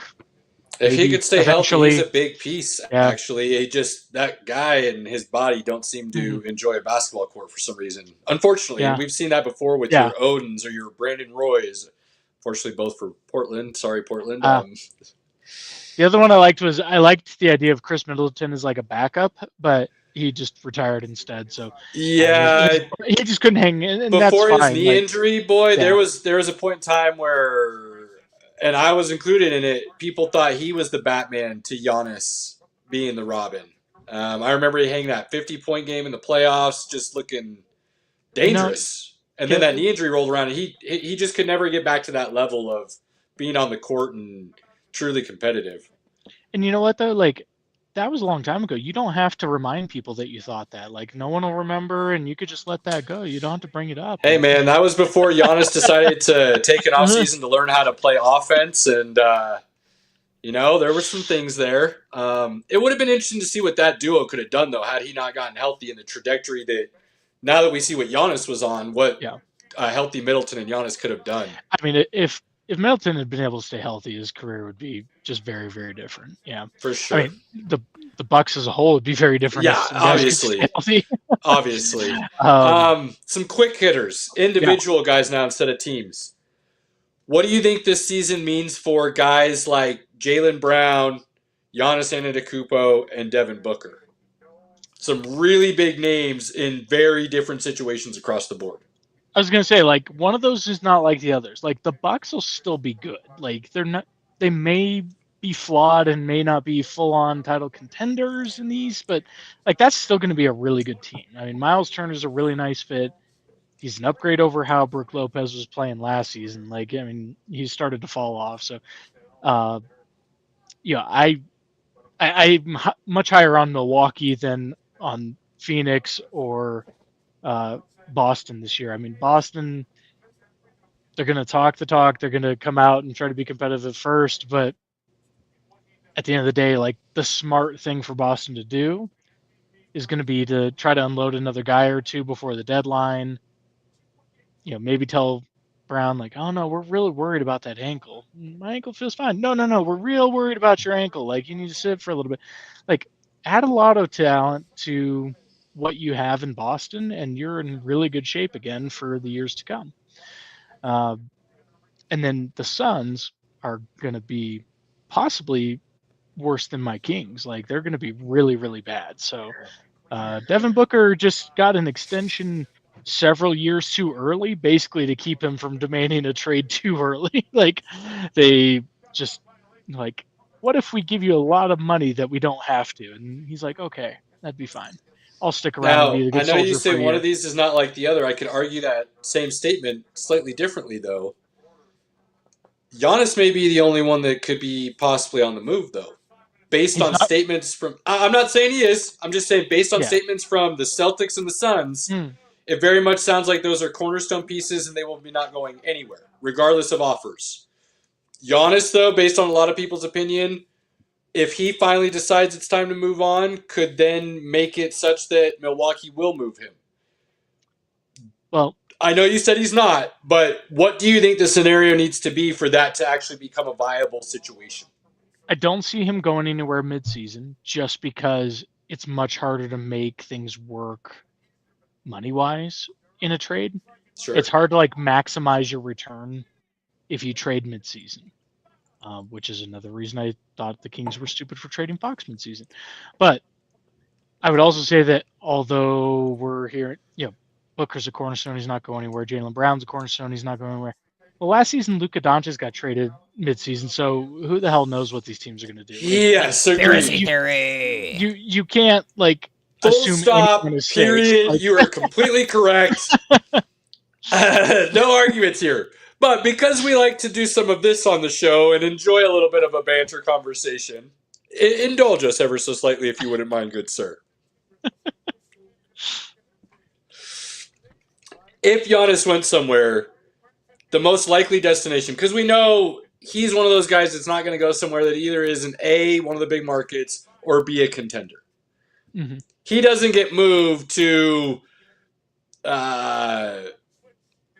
Memphis in a bad situation if they start unloading pieces. Sure. Or, you know what I mean? Like, yeah. So who would you say top 1, 2, 3 possibilities where you could actually see somebody sending the required pieces to make a move and say, this is going to be us going all in this year, next year, and then whatever happens after that, we know we're screwed?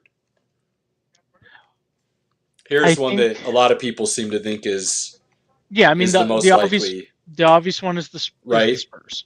Like, they have the pieces, they have the draft capital, because the Kings did not get enough back for the Fox trade. Like they left the Spurs with all their assets, basically. Yeah, that's just so assets. Wild. Like, it drives me crazy. But so the Spurs are the obvious one. Like, if they're just like, you know what, we got Fox, we got Wemby, Giannis is available, like Harper, Castle, we've got some additional pieces with the picks that we could send away, right? They could trade Fox if they like what they got in Harper or Castle. Like, I mean, there's so many ways they could work it, right?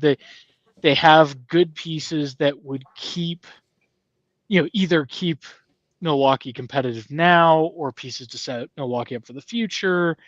They own, I'm pretty sure I'd have to look on the specifics, but I think that they own at least 1 or 2 of Milwaukee's future picks. So I can't remember them. So if you're talking about like, okay, maybe we're resetting and tanking a little bit, like getting your own picks back is really like Portland just did with Dame, and like Indiana traded to get their first round pick back before Halliburton got hurt. Like, owning your own pick is important both for future trades and for if you're going to tank, like to try to land someone new. So the Spurs are. If you're talking mid-season, I'd be shocked if it was anyone other than the Spurs. Okay. There was obviously the talk that he wanted to go to the Knicks.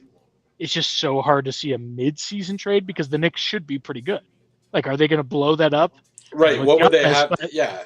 That's a hard thing to do. Like, and realistically, you're sending out Cat, and then does Milwaukee want Cat? Like, you're probably needing a third team, and I mean, then whole thing falls apart. If I had to pick someone else to do kind of consolidation or something different, it's tough because, I mean, like, Houston obviously wanted him for a while, but they got Durant now. Like, they're not going to blow that up. Utah could throw their kitchen sink of assets at him, give him Markkanen plus picks and all sorts of it. I mean, they could throw an Ace. I have an interesting name to throw at you to kind of get your thoughts. Okay. And this will transition us into my next question after this. Sure. What do you think about the Orlando Magic making a big splash move like that? I thought about them. I don't see it happening because their guys are so young and they just kind of re-upped and locked everyone in. Okay. And they just give up a ton of their trade capital to get Desmond Bane. That's fair. They did. I feel like they got him kind of... It almost feels like cheap after what had happened with some of the other trades in recent years. But on the same time, then I relook at it and I'm like, you gave up actually a lot to make him kind of the piece that puts you over the top. Like, I think that what they gave up is, I mean, it was a lot.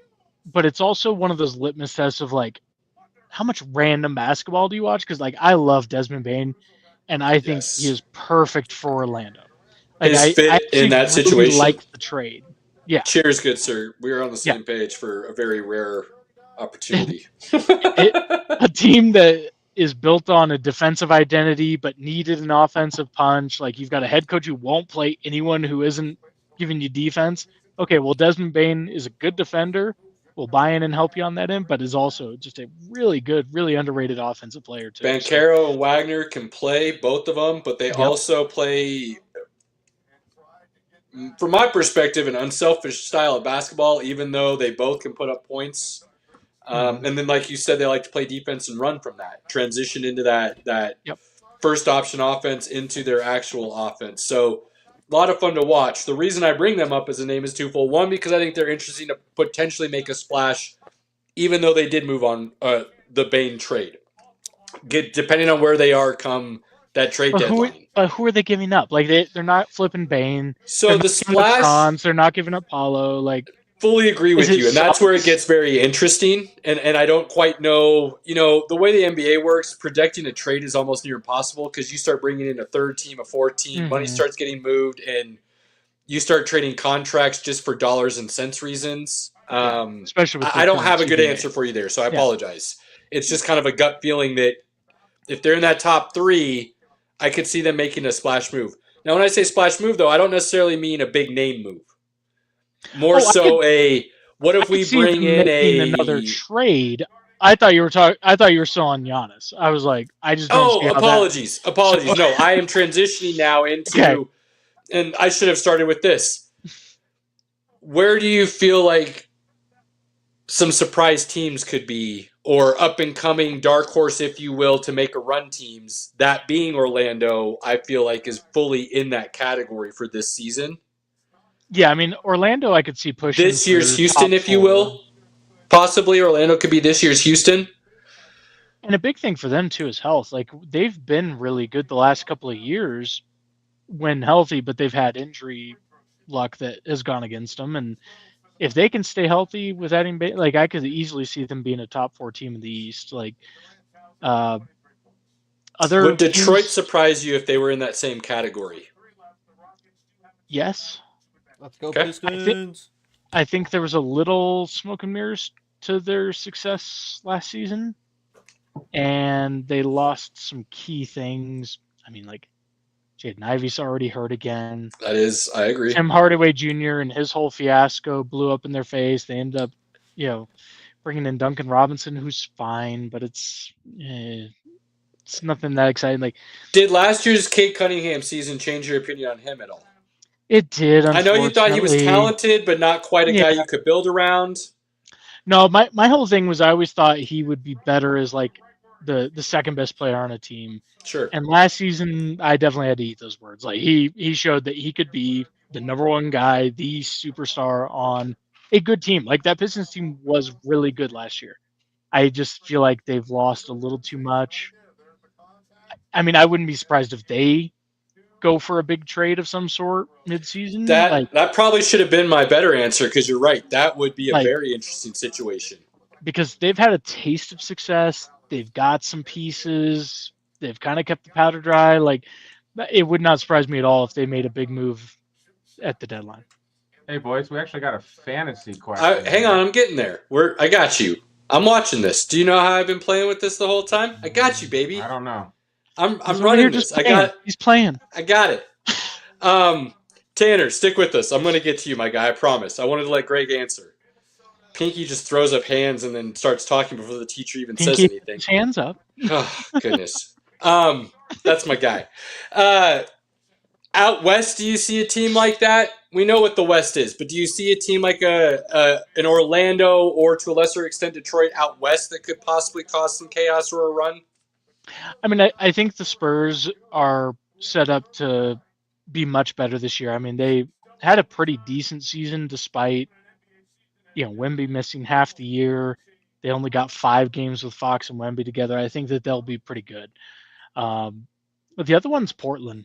I mean, they are a good, scrappy, young team. They do have a lot of vets, and I think that the key there is that they've got some vets on some big contracts. They can trade, they can trade Drew Holiday. They can trade, I mean, they've got one of their 8 guards they've that they got run Jeremy out there. Grant. They've got, I mean, so like they've got some pieces. They've kind of locked up some of their young core. Like they're not going to move into their young guys, but Sure.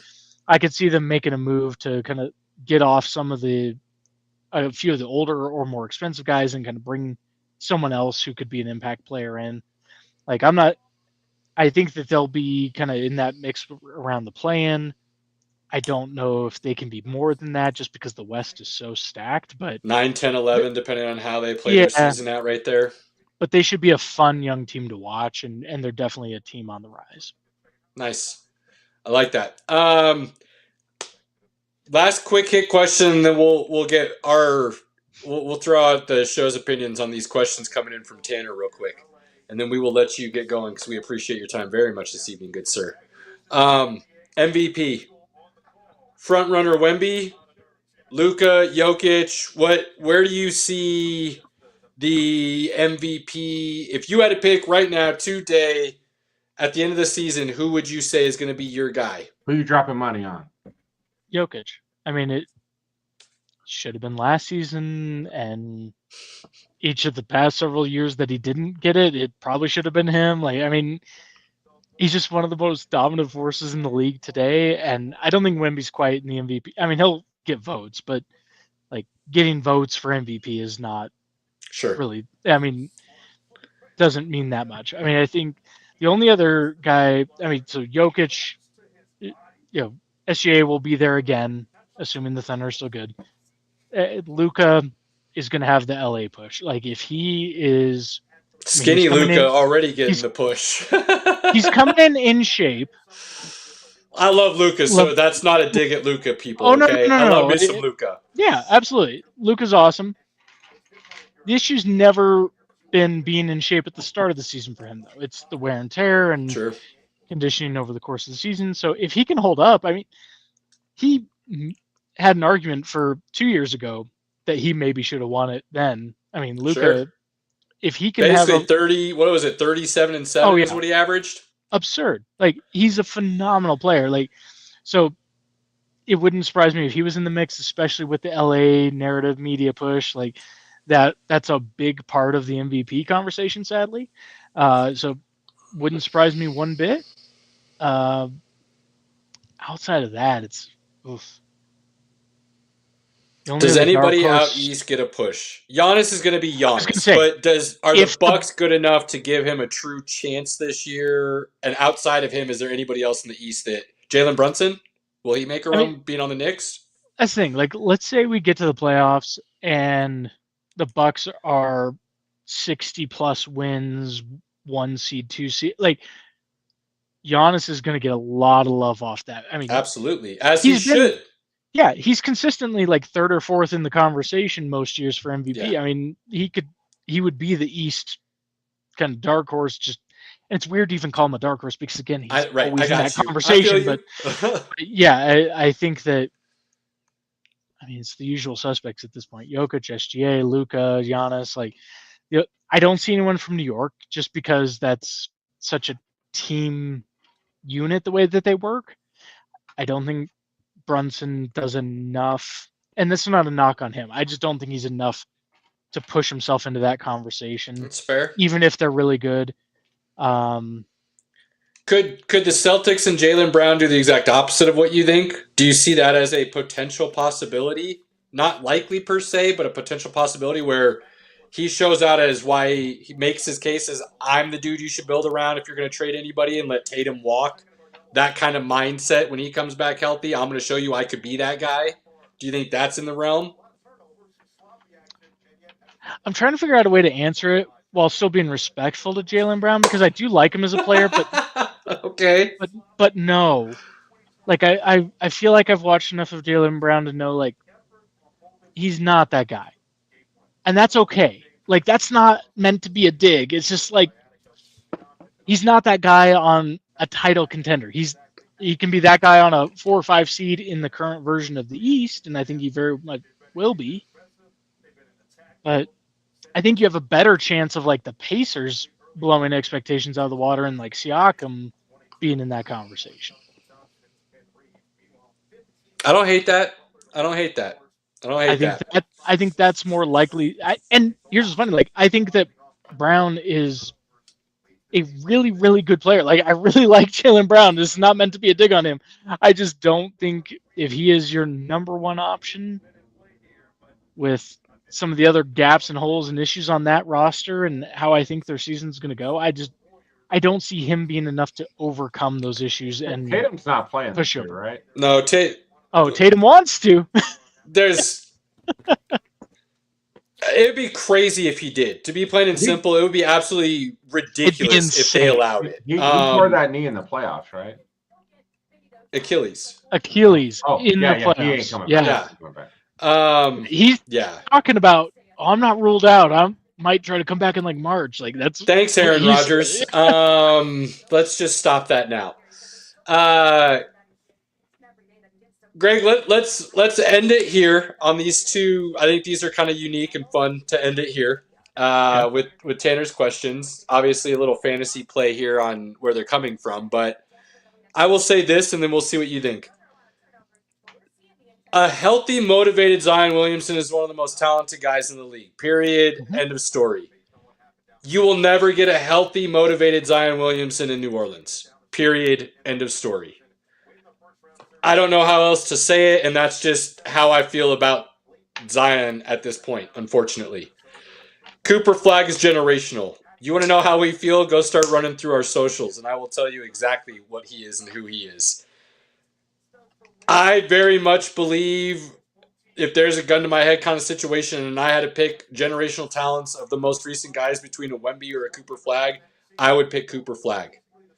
I think he's more versatile and capable of doing things on the court than Wemby is. And I'm not trying to take anything away from Wemby.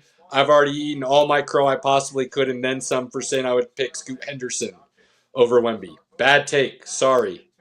But Cooper Flag, I think, is going to do some special things this year with Dallas if that roster stays healthy.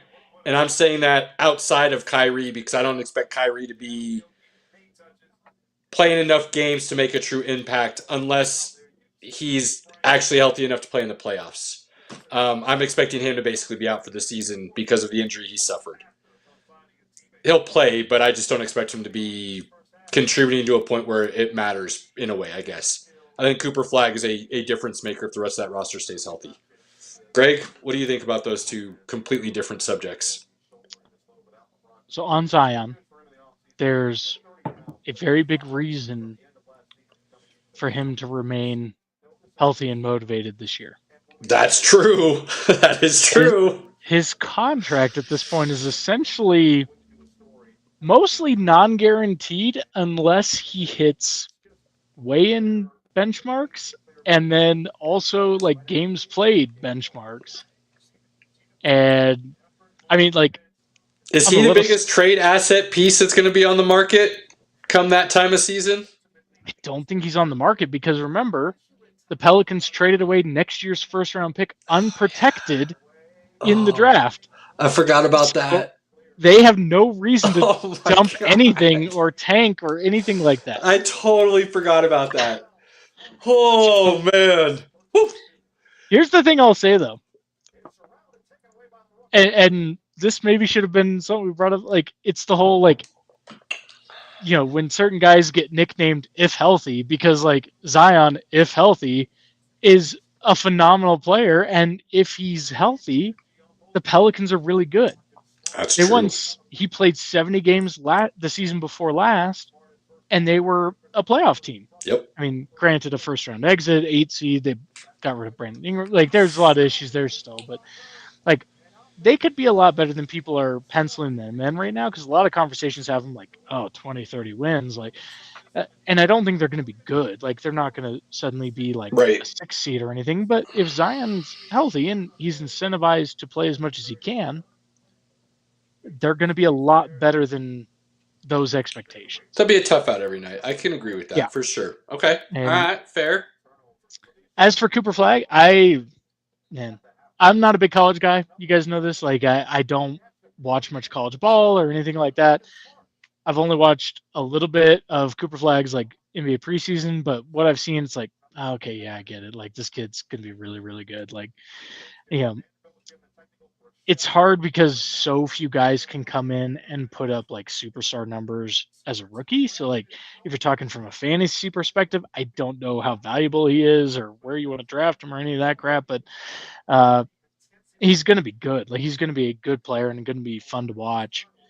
I think the other part is just, I mean, the Mavs overall are going to be such a weird team because they were going all in on like, all right, we're title contenders and this old team and this and that. And now it's like, if you're smart, you dump Anthony Davis, you refocus everything around the Cooper Flag timeline. But we know Dallas isn't smart, so they probably won't do that. Yeah, that'd be they're gonna go asking a lot, full wouldn't it? Warriors and do Right. 2 timelines.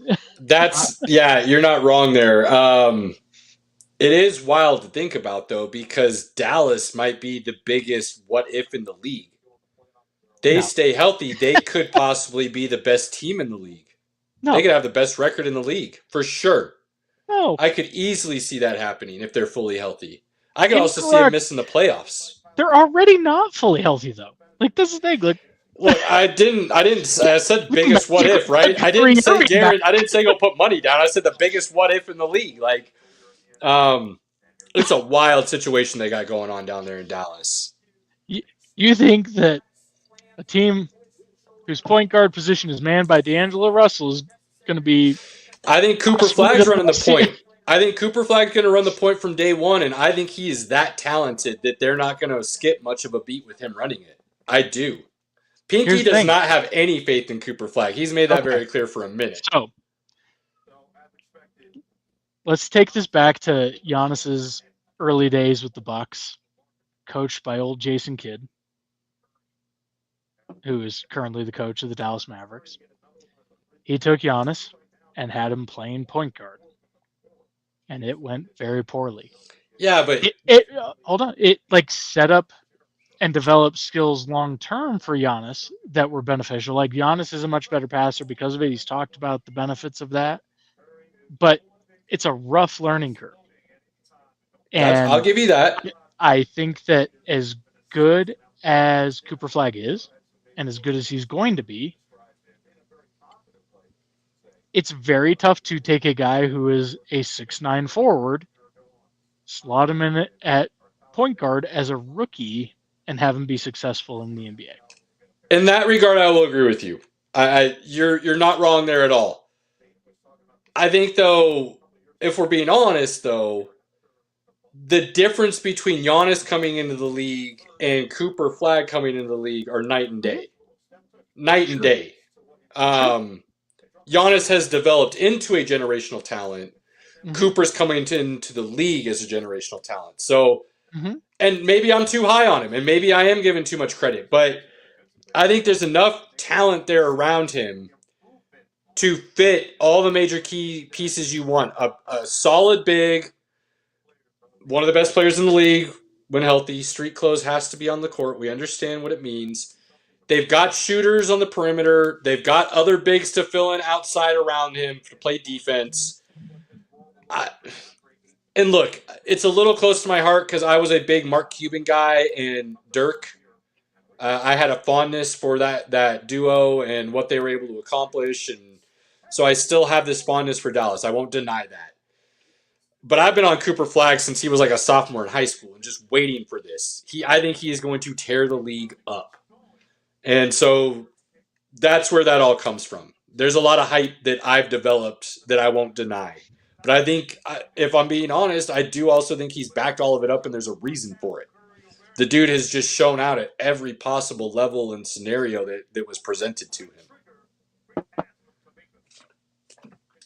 I got 2 questions for Greg. Hit it. I'll let you ask one. Well, okay. So I get one. I mean, Pinky, you can ask all the questions you want, buddy. Tanner's got one. Is there a worse NBA player to get their jersey retired than NBA Nick Collison? Rock chalk, baby. Rock chalk. I would say there absolutely is. Off the top of my head, I can't necessarily, but I think you're downplaying what Nick Collison meant to that organization, especially in the early days. Rock chalk, baby. Rock chalk. So that's the thing, like, I think that retiring numbers, like, you got to be careful with it. Hate You don't it. want to retire just everyone. Hate number retiring. Oh no, I love it though. Like, and I think it's a beautiful thing to like jersey and a name. That's all you need. You don't need to do numbers, and then it becomes this issue if somebody can't wear it again. And at some point, a franchise is going to run out of numbers. It is going to eventually happen in Boston history. hasn't yet, and it's fine. I think it's great, and for a startup franchise like the Thunder, who did not carry over the retired numbers from the Sonics or any of that, like, it was fine. It wasn't hurting anyone. They needed something to hang up in the rafters for their first 20 years, and now they got a title. But before that, they had nothing in those rafters, so it's fine. Little Bear. Pinky, what's your other question? What's your real question? What do you got? I don't think we got a chance to talk with Greg about this. Is there a true conspiracy to how somehow the Dallas Mavericks got the number 1 pick in the draft after trading Luka? Is there a true conspiracy, or is the conspiracy true? Those are very different questions. What are your thoughts? Let's just go with that. So this is where I got to take off my Kings hat for just a quick second to put on my tinfoil hat, because I absolutely believe that the league, I don't think they completely predetermine an outcome. I think that they tip the scales to benefit certain outcomes. And that's a very politically correct and kind way of saying that tightrope of which you just walked. So you look at the way that the lottery system works. It's a combination of numbers. So if you can adjust the odds to where a certain number does or doesn't come up, you can adjust which teams are or are not possible outcomes. There's just been weird things with the NBA. NHL is the same thing. There's just times. A lot of coincidences, but then that law firm, that's where always I have to go back to, boy, then that law firm that supposedly runs all this sure is putting their ass on the line in a very serious manner that doesn't seem like it would be worth it in the end if anything ever came to light. Oh, you mean that I'm trying to remember the name of Johnson and Dick. No, it's not. It's not. That's not who it is. Give me a quick second because I need to get. I need to get this. So, it's Ernst and Young. Okay. 1 second. I love this rabbit hole. Ernst I love where he's Young about to go with this. has been involved in several major scandals. No, they have? Yeah, such as like $100 million fine from the SEC for audit professional cheating and misleading the SEC. You know, let's see what else. There was bid rigging investigations. I mean, all sorts of stuff. Basically, like, Ernst & Young has a very long history of major regulatory fines, which we all know, like, are the tip of the iceberg of what's going down with these places.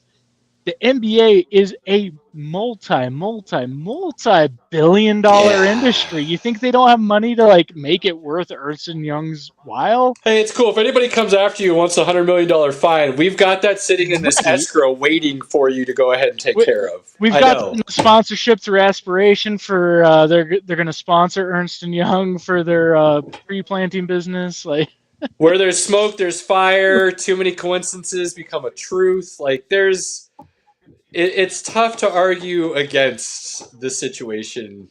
Like, you had fans in open boycott, like chanting, like fans being kicked out of the building left and right because they're calling for the GM to be fired, for the owners to sell, and suddenly, oh, here's a Band-Aid. Like, and I mean, if you could help the LA market and go through some Kohl's for just a minute, we're going to go ahead and take care of the issue with your ticket sales in just a moment. I mean, getting Luka to LA is a huge media win. Huge win for the league. Massive win for the league. And we did it with no bidding process. Just did it over coffee with my friend. How did the GM Luka, felt it was an easy 1-for-1 deal? Made perfect sense. Yeah. Luka went for Anthony Davis and a 1. Like, are you kidding me? Yeah. So, do I think it's fully rigged? Not necessarily. But I think that they maybe tip the scales where it makes sense to, you roll out certain number combos and suddenly, maybe they're not guaranteed to win, but you're at least giving the Mavs a top 4 pick. Those types of things. I think there's a finger on the scale, even if it's not fully rigged.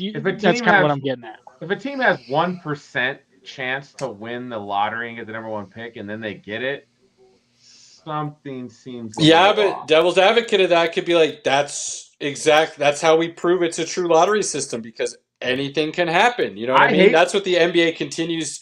Well, we use a law firm. Well, it is a true lottery because even the 1% could win. The NBA continues to be able to kind of weave through these webs in such a way that you still have to question it.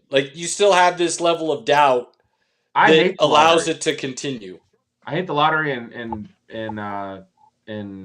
hockey. I hate the lottery in the NBA. It's not great.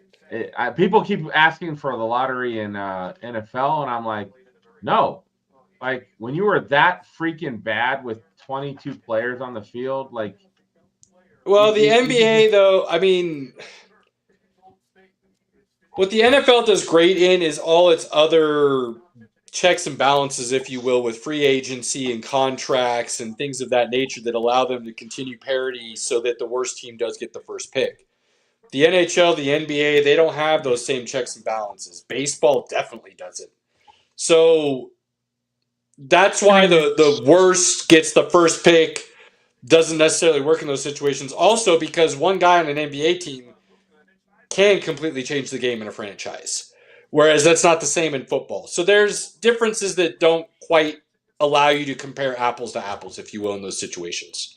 There's also just so many fewer games in the NFL that throwing one game doesn't make the diff. I mean, it's much easier to kind of direct where you land in the NBA by shutting guys down and things like that. Right. And yeah, the impact of a single superstar, you land, and it depends what year you land a pick too, but you land a LeBron, you land a Cooper Flag. I mean, you land the right guy, it completely changes the trajectory of your franchise. Whereas we can look at the Panthers, and what does winning the number 1 pick do if you suck? You might still just suck. Yeah. Yeah. And again, some of that depends on who you get and the right guy and all that. But football's, I mean, they're both a team game, but football's got a lot more guys involved in making you a success. Whereas basketball, one guy playing 40 minutes has a pretty big delta on your success of your season. Absolutely. Greg, do you have any topics we missed that you wanted to get in? Is there anything burning that we missed that you think needs to be mentioned before we let you go? Just one kind of final thought, and that's we're all, with the exception of old young Robert there, the rest of us were all, kind of middle-aged and stuff, and it really broke my heart seeing that even though LeBron spends $2 million a year on his body, that he's still taken out for the first couple of weeks of the season with sciatica pain, because that just means there's no hope for the rest of us. None. If he can't fix his body, then we're all screwed, and we're all just going to break down and die. So it was a stark reminder of our mortality. Hey, on a positive note, though, on that same subject, sciatica's real, people. So somebody tells you LeBron ain't playing, okay? That man wants to be on the court. Believe me, that's all he cares about is being on the court. So sciatica is taking that man out, like Greg just said. The pain is real. Greg, always a pleasure. Like usual, we'll try to get you some time again, middle of the season, going into All-Star break and that kind of stuff. Get your thoughts, playoffs. Always a pleasure. Thank you, sir, for your time. Cheers, gents. Always a pleasure. Thanks, Greg. Have fun. Talk to you guys later. Later, Yeah. man. Fellas, final thoughts. Seattle in 2 weeks. ICP on Sunday, baby. ICP, baby. I like where his head's at. Pinky, what do you got? I mean, ICP and Seattle coming up quickly, very quickly. I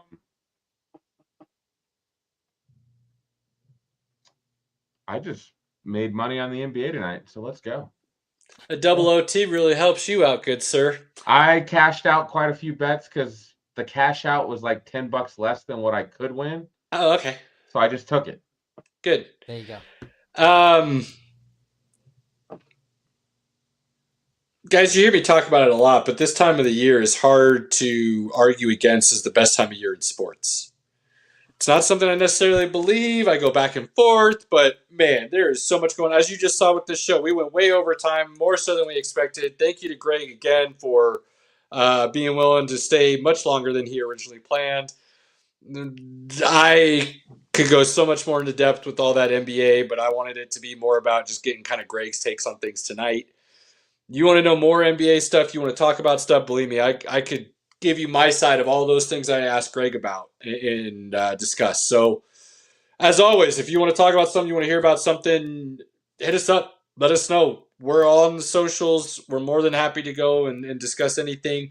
You want us to give a video reply back to something, let us know. We'll do that too. We don't care. We love this stuff. On that note, family, friends, loved ones, inner circle, do not take those moments for granted. Cherish them as any opportunity you get. We cannot, and we will say this forever, do not care if it sounds cliche for the rest of the days. Cannot thank the people that support us enough. Like, follow, share, subscribe. Please share if you get a chance. Spread like wildfire if it can. We would appreciate it. It lets us do this more and discuss more. Fellas, appreciate both of you. Till next week. See you, Right. everybody. Peace.